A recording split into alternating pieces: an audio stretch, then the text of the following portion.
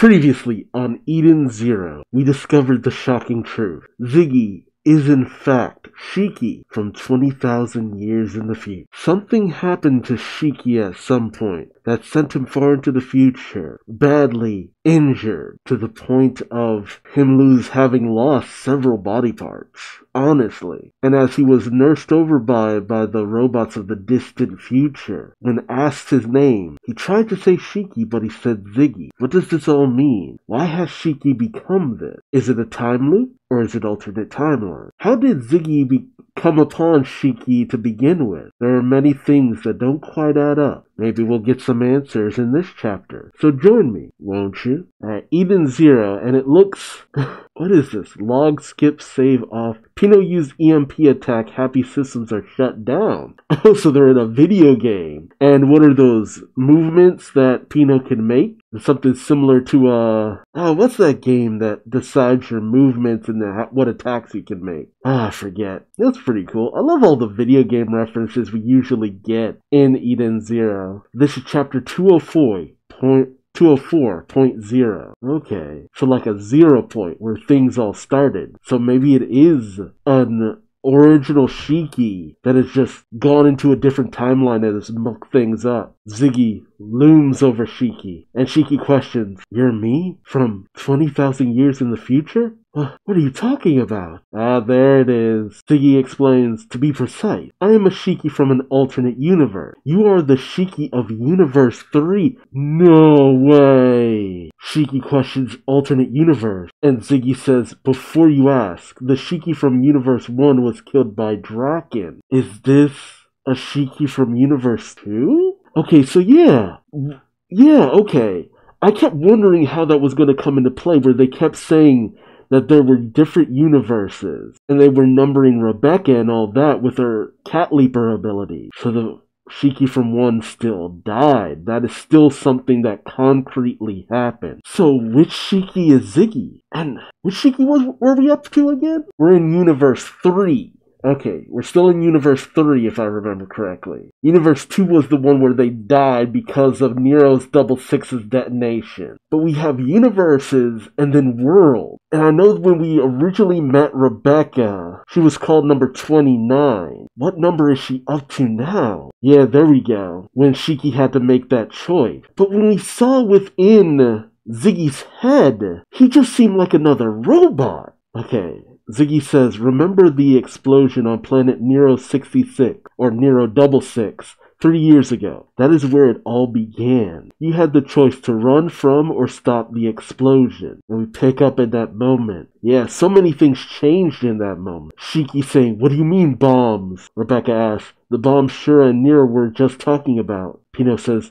20,000 antimatter bombs on this planet. The computer reads, "Detonation in 20 minutes. Happy shouts, "We have to hurry and get out of here." Shiki yells back, "Wait, can't we stop them?" Pino explains, "It would be impossible. The terminal is down." He used the independent all-link system network to activate them. Shiki asks, "What's going to happen to the planet?" Pino explains, "I estimate it will be destroyed." Shiki states, But there are lots of people on this planet." Rebecca explains, "I know how you feel, Shiki, but there's nothing we can do." Shiki shouts as he tries to go off, "No, I'm gonna stop it." But Rebecca says, "Shiki, we have to get out if we want to live." And Shiki says, "No, I'll stop it." Ziggy explains, "You are the Shiki who chose to get out. I am the Shiki who chose to stop the explosion. I used my gravity power to compress all 20,000 bombs in an attempt to destroy them. But then something happened. Something we couldn't have foreseen. When my gravity was compressed as far as it would go, it resonated with Rebecca's power to jump through time." Oh, I get it. It caused a space-time distortion. In that distortion, I, Rebecca, and the 20,000 antimatter bombs ignited an inexplicably large burst of power. Present-day Shiki's just listening to this like, what? Ziggy explains, "Every antimatter bomb that went off had enough energy to jump forward 1 year in time. And Rebecca and I were thrown 20,000 years into the future. So it was their body." Shiki gets up and questions, "And you expect me to believe all that?" Ziggy says, I'm sure you don't. I didn't believe it myself, but I had no choice but to accept reality. We cut to the year 20,492, the planet Eden, as Shiki, or Ziggy, looks at his now metallic hands. Oh, jeez. As he gets up off the table, he says, My body. I'm a bot now. The doctor says, please calm down, Ziggy. Ziggy says, I'm not Ziggy. I'm Ziggy. Shiggy. Then he cries out. Why can't he say his own name? The doctors say, calm down. He wasn't ready to be activated. Shut off his power. And Ziggy cries out, where am I? Where is everybody? Where are my friends? He just sits alone in a corner. The doctor comes over and says, once we get some better parts, we can rebuild you even better. So just put up with that for now. Ziggy says, I can't remember anything. Was I human? The doctor says, yes, originally, but your body was severely damaged. We had to replace it with a mechanical one. Ziggy says, I'm a robot. I feel like there was someone else. The doctor says, unfortunately, the woman was too far gone. We couldn't revive her. Ziggy shouts, Rebecca? It's Rebecca! It's Rebecca! I remember. Rebecca, she's my friend. Where is she? Let me see her. The doctor tries to explain. As I told you. Ziggy cries out, though. She won't care if I'm a robot. She says it doesn't matter if you're human or machine. You can be friends with anyone. Where is she? Oh, geez. The doctor says, oh, very well. This way. And leads Ziggy down a long corridor into a room. And, oh, God, I don't think I want to look at this. Ziggy looks on and, what? That doesn't make it. He sees Rebecca's body strung up with a whole bunch of wires sticking out of it. Ziggy is obviously shaken. Her body looks normal. What? The doctor explained she was in even worse shape when we found her. We thought we could at least repair her exterior. Ziggy says, no, it's not true. It's not. No, it's not true. It's not true. The doctor says, don't get too close. She is a valuable research specimen. Ooh. Even after death, she is emitting an unknown ether signal. When Ziggy starts to foam at the mouth, smoke at the mouth. What did you do to Rebecca? Don't worry, I'm coming to save you. More of the doctors run in, saying, no, shut him down. Shut Ziggy down! In present day, Ziggy says, 20,000 years in the future, the human race is extinct. It's a world of machines who all believe in Mother. A few decades passed. I almost completely forgot who I was, and I lived like all the other androids. Shiki is speechless, notably sweating. Ziggy continues.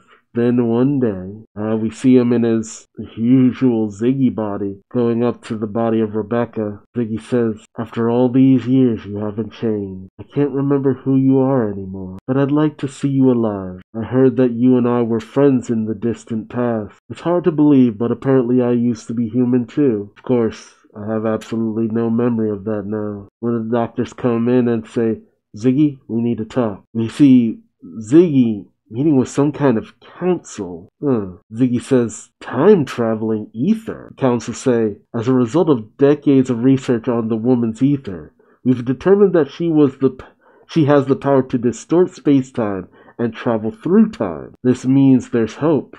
We tried to come up with some kind of plan.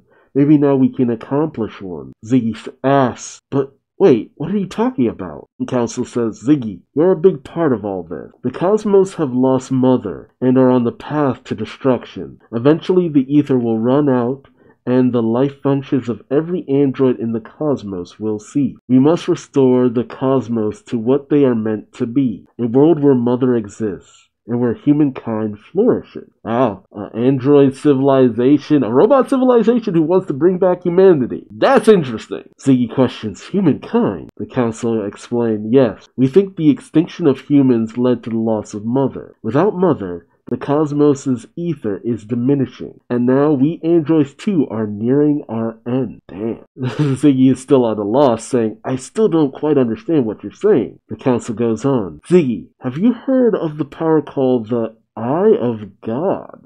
It is the power to oh wait, that's the power Noah has. Okay. It has the power to observe alternate worlds, parallel universes, other worlds different from our own, different timelines. We call them universes. So universe 3 means we're in the third timeline. There appears to be an infinite number of them, and we have been observing them for more than 10,000 years. But humans go extinct 20,000 years ago, and the cosmos's ether dries up in nearly every one of them.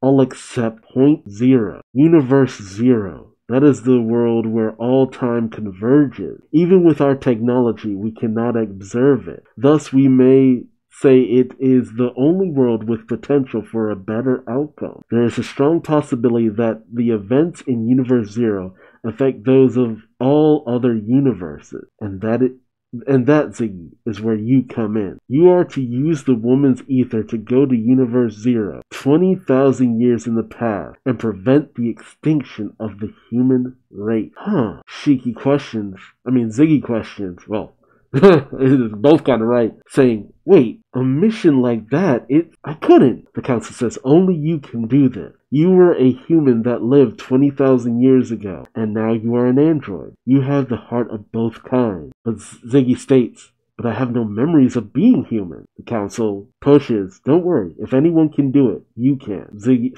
is still at a loss, saying, but how can I go 20,000 years into the past? The council explained, we will build a ship to travel across space-time. The Eden's Zero. A ship going from the planet Eden to point zero.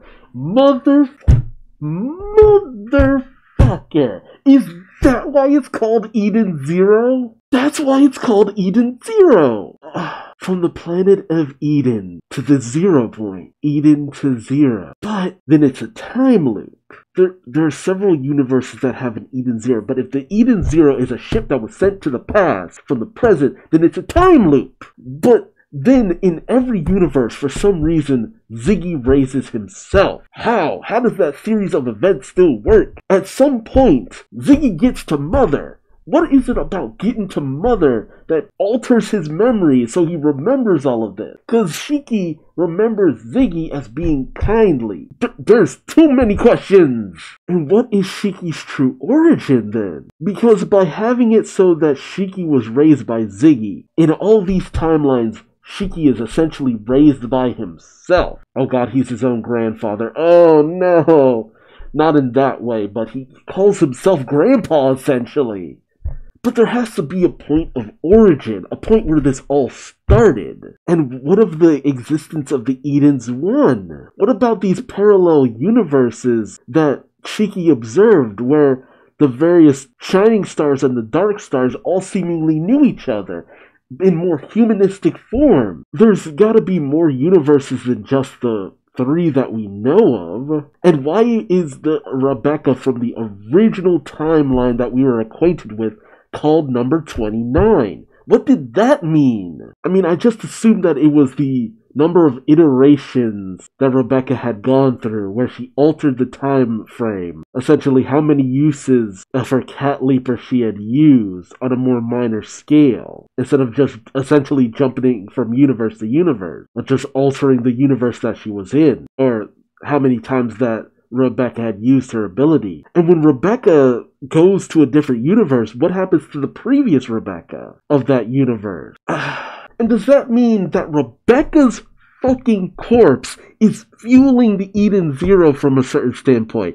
What's locked within that door that everyone's trying to get into, 3173, Ellie, whatever, is Rebecca's body. Holy shit. Holy shit. It's some kind of timeline loop. But what was the start point? I know in most cases you never find what the true start of a timeline loop is. But then Ziggy brings back Shiki. How does Ziggy find Shiki? What is Shiki's origin? Is his mother's true mother? What is Shiki's connection to Mother? What did Ziggy find when he got to Mother? Why did Ziggy decide to wipe out humanity if his mission was to preserve humanity? What went wrong? Something went wrong at some point. Ziggy found out something that broke him even further than he was already broke. Maybe the regaining of his memory, something.